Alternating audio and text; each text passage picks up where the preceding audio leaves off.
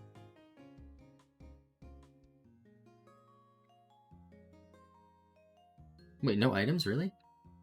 11 Zigzagoons, at least 2 battles? No items?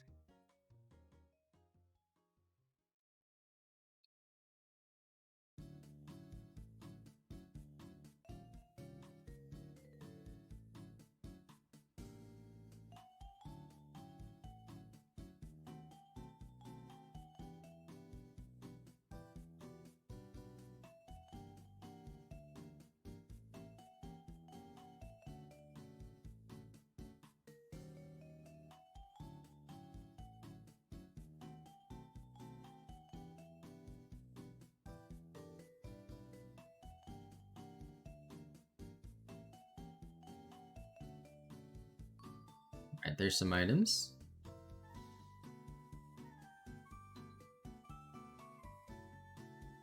No candies.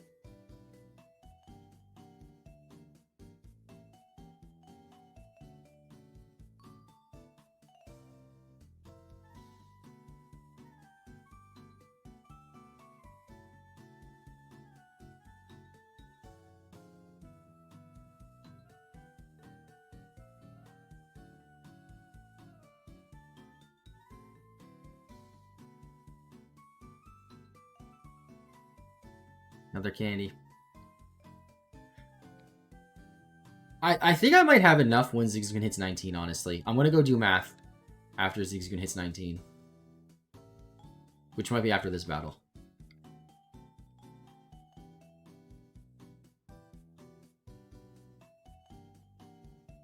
Yep.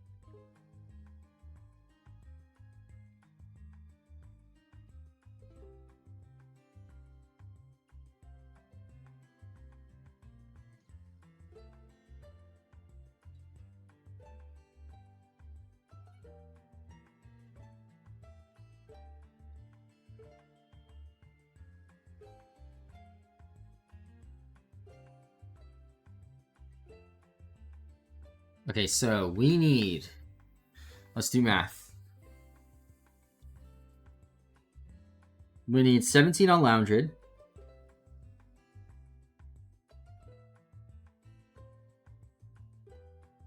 Plus 1 on Zigzagoon. Plus 9 on Vigoroth. Plus 14 on Grovyle. Plus 6 on Combuskin. Plus 9 on Marshtomp. Plus 19 on Shroomish. That's 75. What are we at?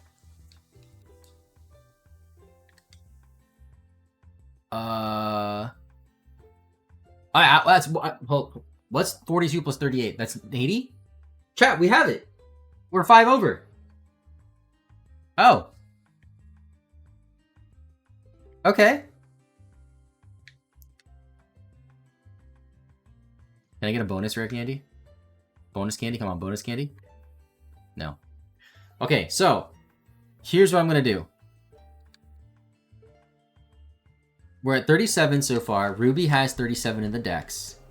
We're prioritizing Ruby. I don't want to mess this up. So I'm going to go on Ruby first. I might have to do some trading back and forth.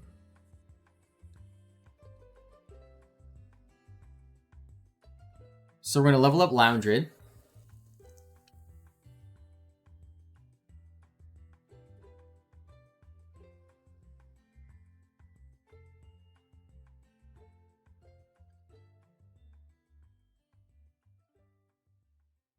And I'll have 5 spare, which is cool. Thank you, Empty Belly. The grind this was, indeed. It was actually over like an hour ago, and I just didn't realize, apparently. Maybe like a half hour.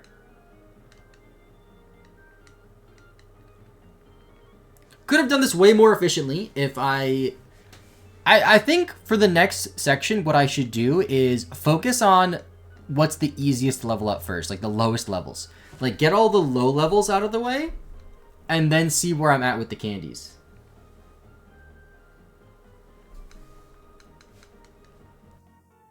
And it's not a complete waste. I guess that's true. I'm going to need the candies for later.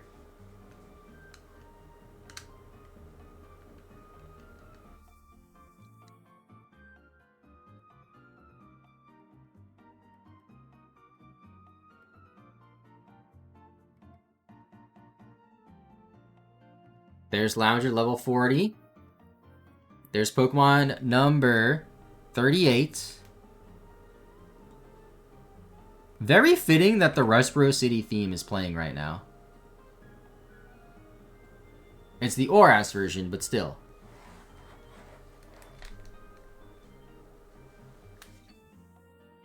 Yeah, that's true. Prioritize trainers too. I also could have fought the junior trainers in the gym, which I just didn't do. You are absolutely learning Hyper Beam, by the way. I will Hyper Beam Roxanne's Pokemon with X-Cloud.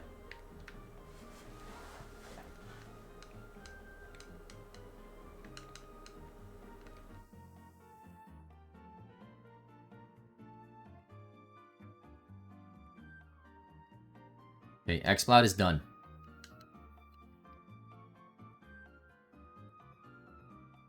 Who's next? Curlia. Wait! Did I miscount Curlia? Oh, Curlia's 5. I don't know why I was thinking it was 11. Curlia's 5. Wait, I might not have counted Curlia. Because Curlia needs 5 levels and I don't have a 5.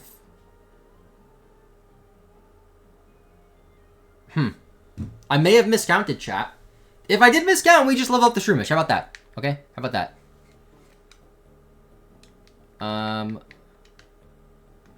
Let me do the Grovyle.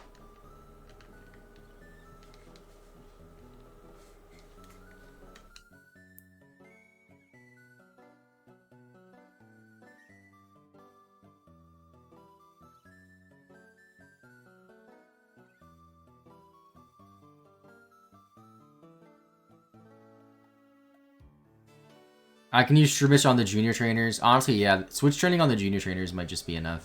Straight up.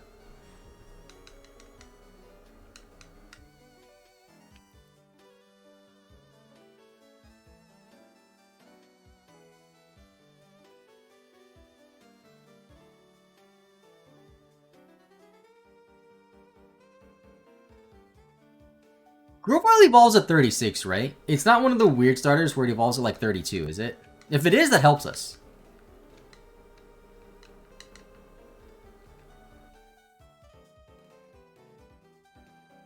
It's not. Okay.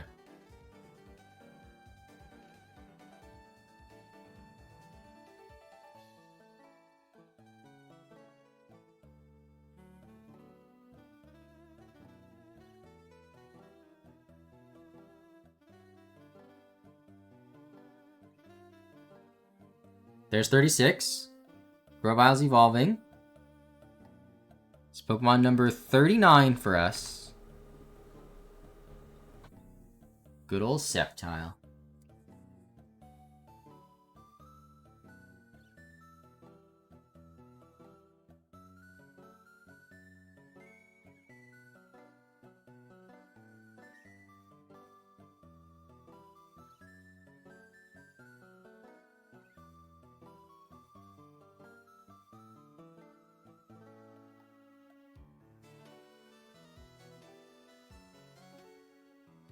I need 6 here and 5 here. Curlia's technically harder.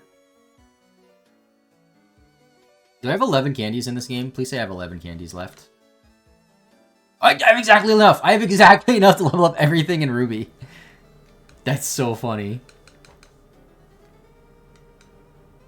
Fine, you can learn Psychic, Curlia. Fine. Wait. What am I waiting for?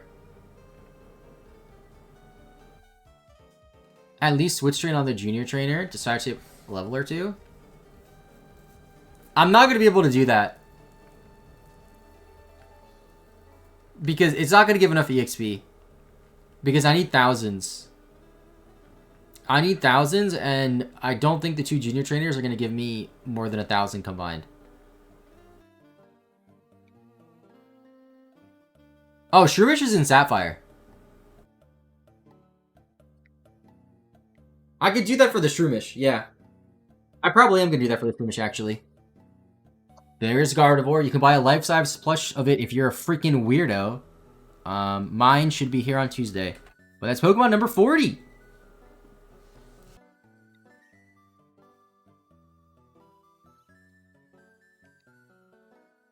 Yeah, I'll do that. I'll do that in the Sapphire game.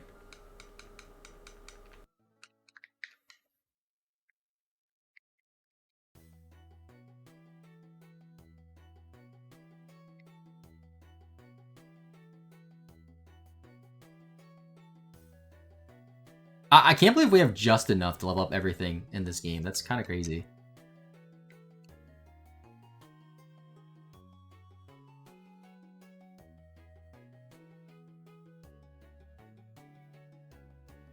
I will have to do some, like, box reorganization. And then we're good. Actually, I guess I don't have to do box reorganization. I can just move to box 2. Can't I? There we go. 41. Good old Blaziken.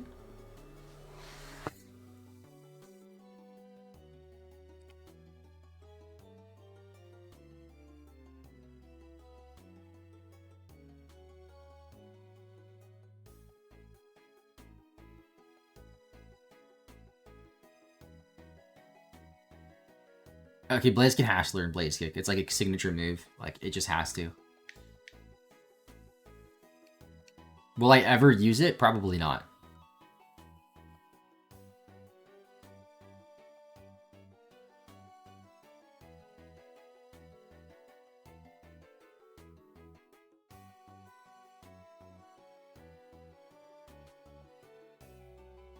There we go. They're all done.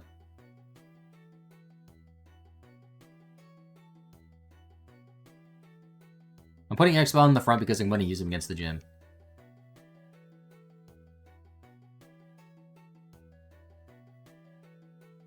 "21 hours. Yeah. Sapphire time. How much XP do you need? 978. Honestly, I could probably switch train into Zigzagoon on the junior trainers for the Shroomish to get like a little bit of EXP.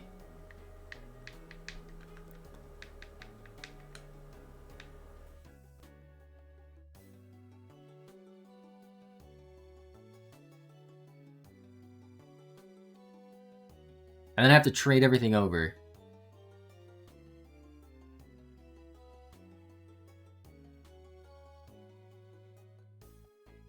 Make sure you have XP, or you have a PP. Okay, you're fine.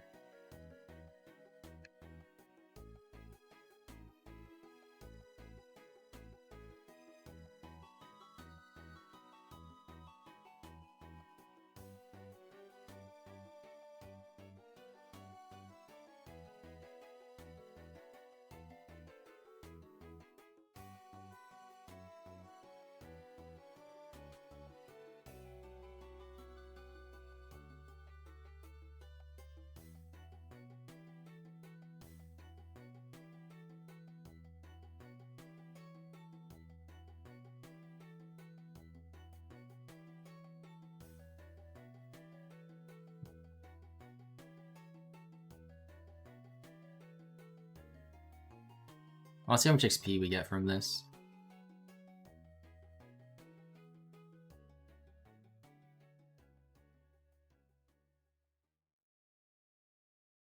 Okay, that's one less candy we gotta use. Okay, Zigzagoon only gains 91 from that. Honestly, I might just leave Shroomish in and go for Absorb. Because Zigzagoon's not getting 900 and something EXP from these junior trainers. But Shroomish can easily two-shot a lot of these things.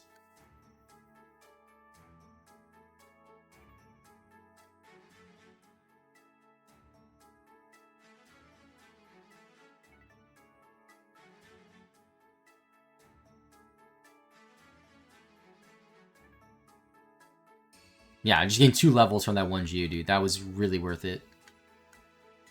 That's 3 less rare candies I gotta use on this game now.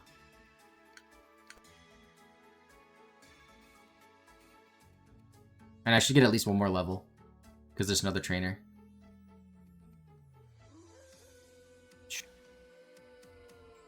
Sheesh.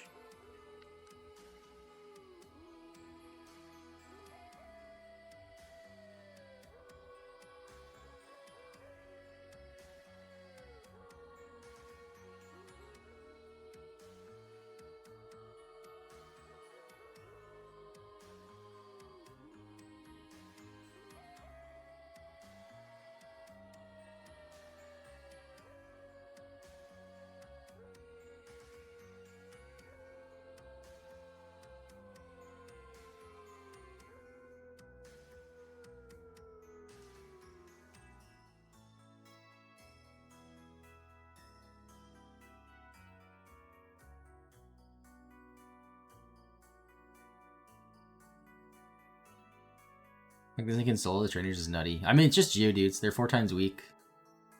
So that was 5 levels that we gained. That's pretty big. In hindsight, I could have just done that a lot sooner, and then Shroomish could have held its own against random wild Pokemon a bit easier.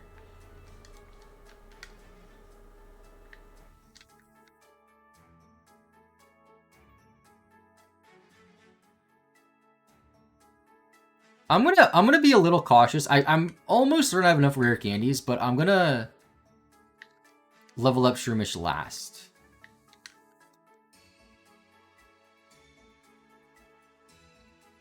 So Vigoroth and Marshtomp. Let me just verify that Ruby definitely has these Pokemon. So Shroomish, ooh, that's the wrong controller. Shroomish, Vigoroth, and Marshtomp we definitely have, right? There's Marshtomp with the Pokeball next to it. Shroomish and Vigoroth. We definitely have Shroomish. And there's Vigoroth. Okay. I don't want to mess it up. Bring Roxanne with, I vote for Gardevoir. I want to use X-Cloud because we spent so much time with Whismers. And then I'm not sure what I'm using in Sapphire.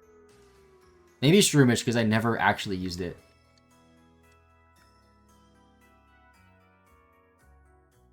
Nah, Zigzagoon doesn't pick up Dust Stones. Not in this game, at least. Maybe in other games.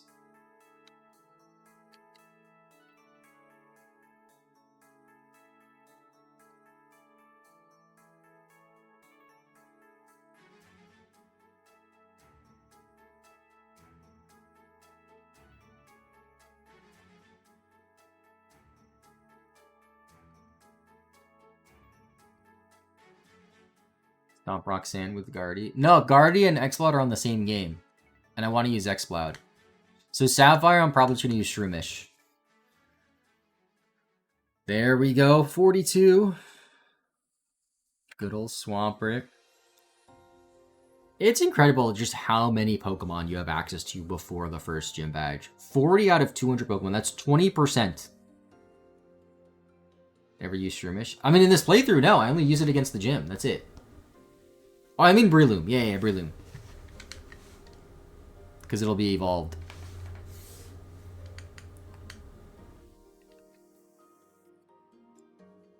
Now it's time for slacking.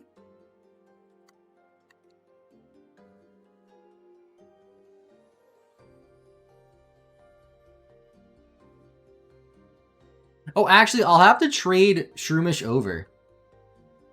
So I don't know what I'm going to use in Sapphire. I might trade Sapphire back something that's already in... Actually, I guess what I could do is... I could trade over the Shroomish and then trade the Shroomish back for the Swampert. Or something like that, you know? Rather Breloom. I keep saying Shroomish, but you know what I mean. There we go. Slacking before Gym 1. I never even catch Slackoth ever in this game. And now I have a Slacking before Roxanne. On an actual cartridge copy of the game. With no sticker. I don't know why I picked my copy of Ruby that had no sticker to do this challenge on. But that's what I did. Never in the history of you playing Pokemon. I may have never used Breloom in my history of playing Pokemon. I don't remember.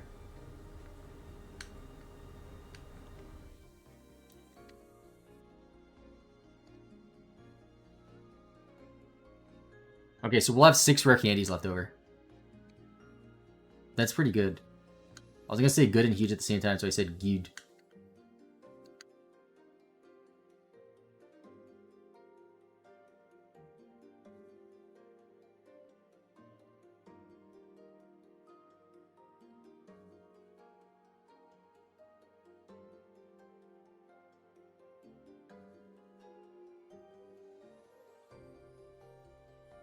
Because I might actually use this Breloom, I'll teach it a better move.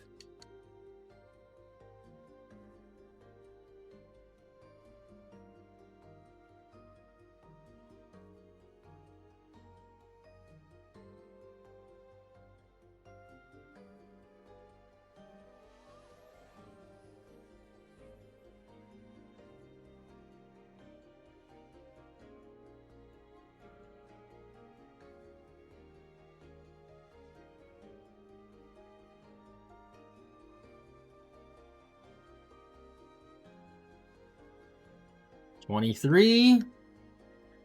Oh, it's 1 level sooner than I thought. Okay, so I saved an extra rare candy. I thought it was 24, but it's 23. Okay, cool. So we have, I think, 7 rare candies left over. 44. That's the last Pokemon we need. Then we can fight Roxanne. Well, first we gotta trade over the Pokemon to Ruby. Then we can fight Roxanne.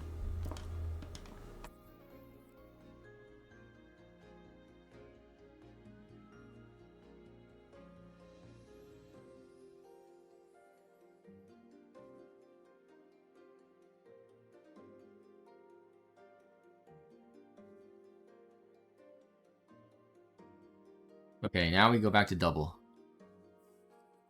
So...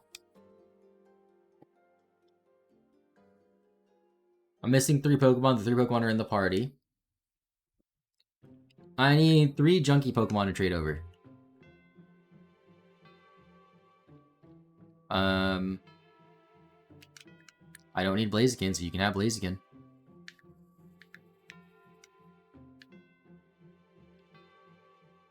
I don't need Pelipper and Swellow. Actually, I'll keep the Pelipper for Surf. I'll trade over the Swellow in case Sapphire needs a flyer. I don't know. And then I don't need Mariana.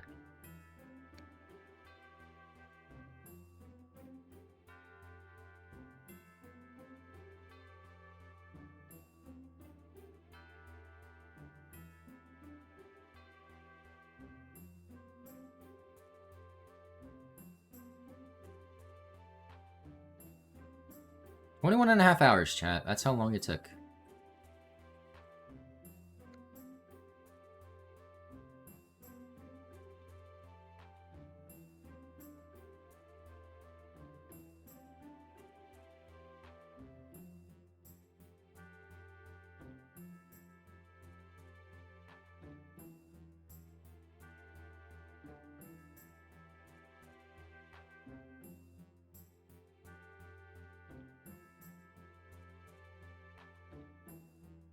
Okay, so there's Breloom.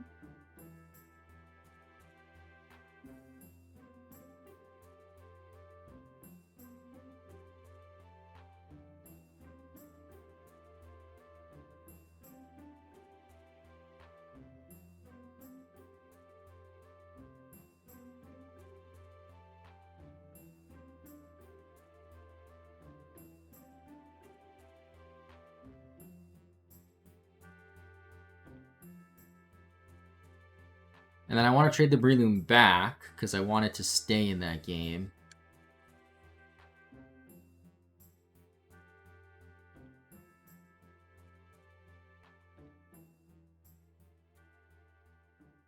And we trade Slacking.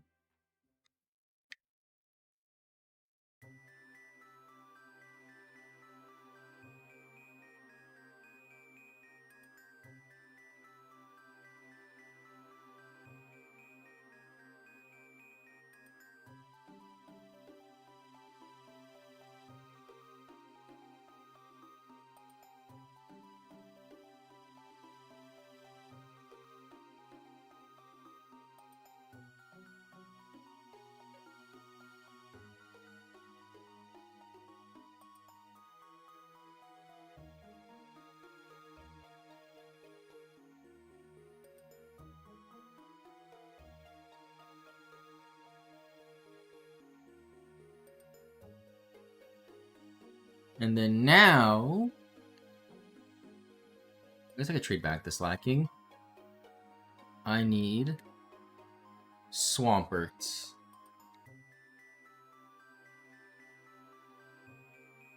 And that should be it. That should be all 44.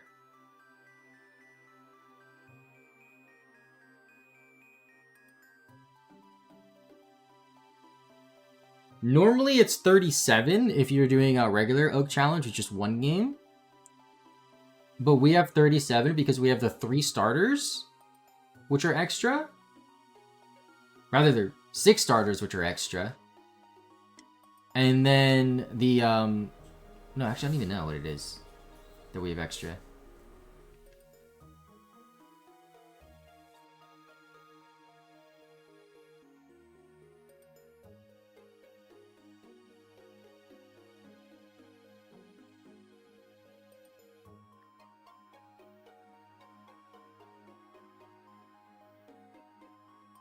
Wait. Oh, I can't see my Pokedex in here. Never mind. I was just going to check while I was there if it worked, but I guess I can't do that.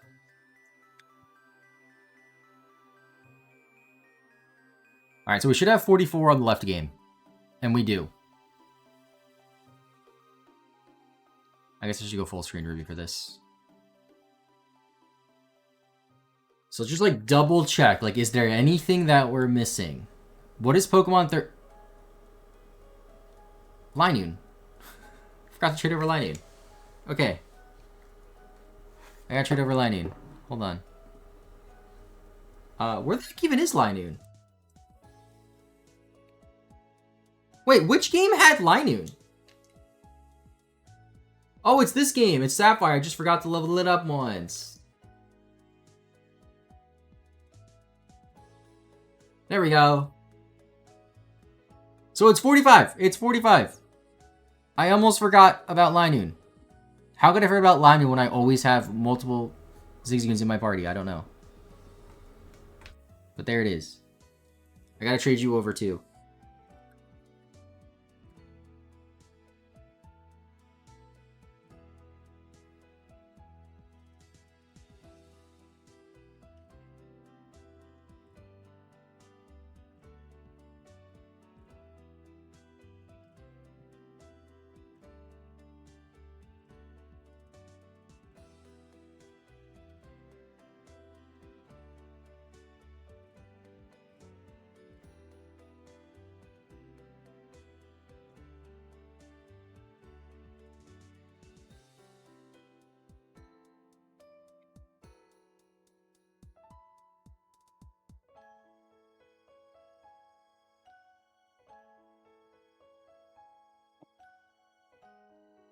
I guess I'll trade back the starter.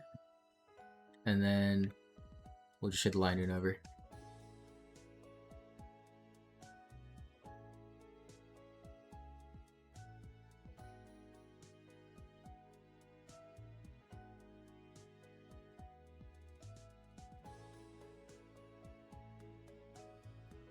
But yeah, I'm pretty sure that's everything. 10, 20, 30, 31, 32, 33, 34, 35, 36, 37, 38, 39, 40, 41, 42, 43, 44, 45. That's how many we should have.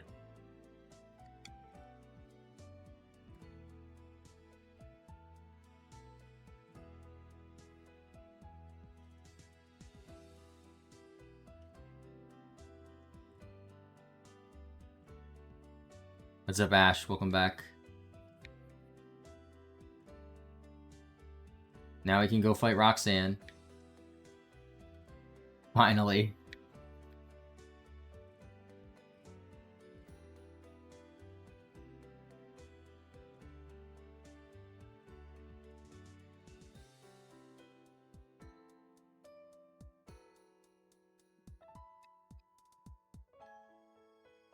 It's 21.5 hours.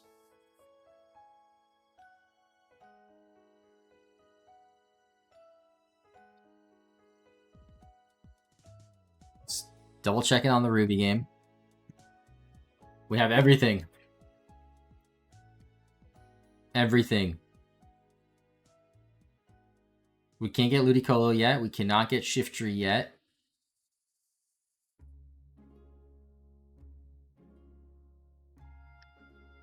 Oh, I got confused here. I don't know what these Pokemon are. But we have the whole Ninja stuff, the whole Whismer line, Hariyama. Magikarp you can't capture, Meryl you can't capture, Judy you can't capture. Skitty we can't evolve yet because Skitty evolves with the stone that we don't have access to, and then Machop we can't get yet. It's the wrong scene.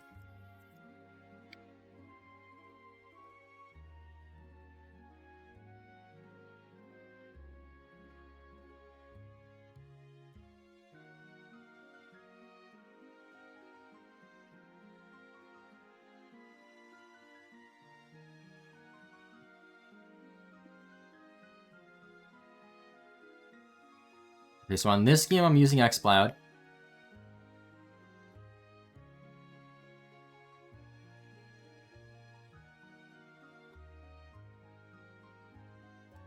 I can't use Blaziken on Sapphire because Blaziken is the OTs from Ruby. I'm gonna use Breloom because it deserves it.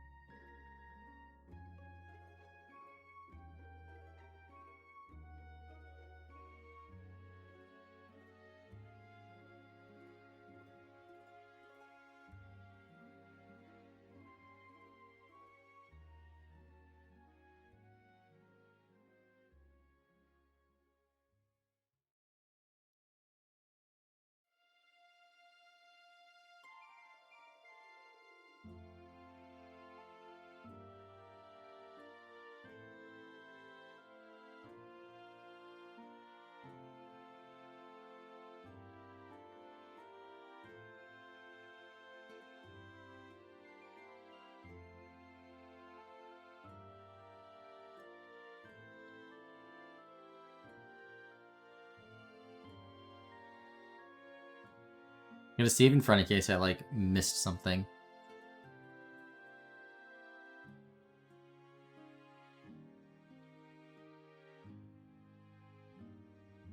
Here we go.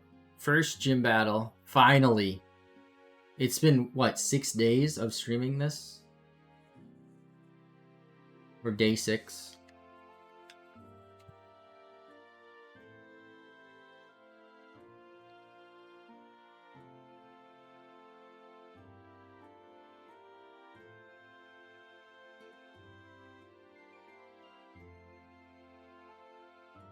Wow, Upward didn't even kill. That's really funny. Using X-Cloud because we killed so many Whismers that it deserves it.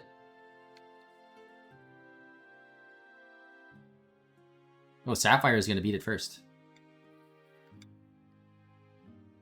Maybe not.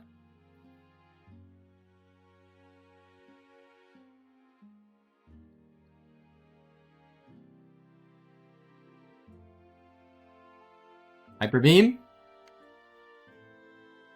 Yeah. Although, okay. They beat him at basically the same time. There we go.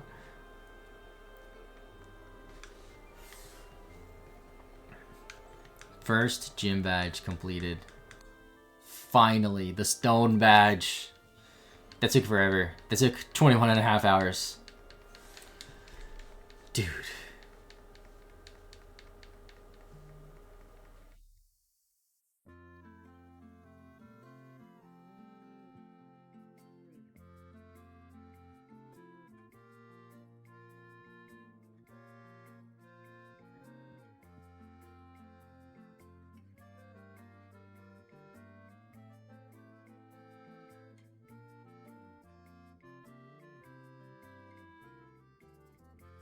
Better or worse than the forest?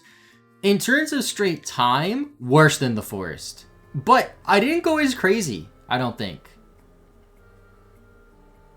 I think because there was more things to think about. Do you know what I mean? Like, in the forest, I just used one Pokemon until it ran out of PP, and that's it. In this one, I had to switch train at times. I had to trade back and forth, worrying about... You know, like, there was more things to think about.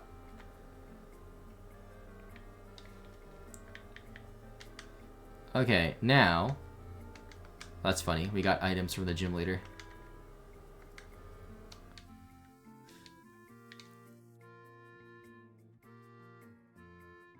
I'm saving the game. I think I'm calling it a day there, chat. Ending a little bit earlier than I wanted to. But, I think this is a great place to end. Tomorrow, I'm not going to stream. I'm going to work on a different video. And then Friday, we'll be back for pre-Gym 2. There's a lot of Pokemon we need pre-Gym 2. Leveling up Aeron's going to be a pain. I think Aeron's the only thing that evolves past 30, though, that we have to worry about. Into Aggron. Yeah, that was something. I'm hoping we could finish this entire challenge by the end of next week, especially if I really, really focus on this. But I don't know if I'll be able to do that. I know I said earlier that I wanted to have a couple of streams this week that were like straight up 9 hours. I don't think I'll have time for that, unfortunately. So yeah, I'm gonna send you guys over to my friend Coop. Check out his stream. And yeah, thanks for watching, guys. I'll see you later. And goodbye.